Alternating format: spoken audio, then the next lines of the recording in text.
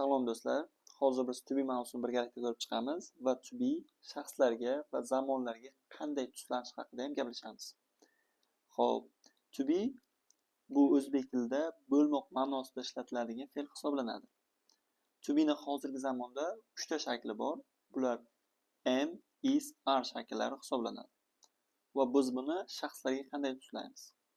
I, ya'ni men uchun am shakli ishlatiladi. You, we, they egalari uchun esa to be ning ko'plik shakli are shakllarini ishlatamiz. He, she, it uchun esa to be ning birlik shakli is dan foydalanamiz. To be ning o'tgan zamon shakli, ya'ni to be ning o'tgan zamon shakllari bu was, were hisoblanadi. Bu shaxslarga qanday tuslanadi?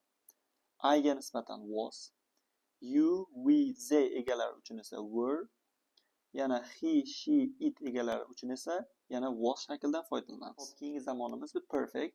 Perfect zamonlarida to be qanday tuslanadi va shaxslarga qanday bo'linadi?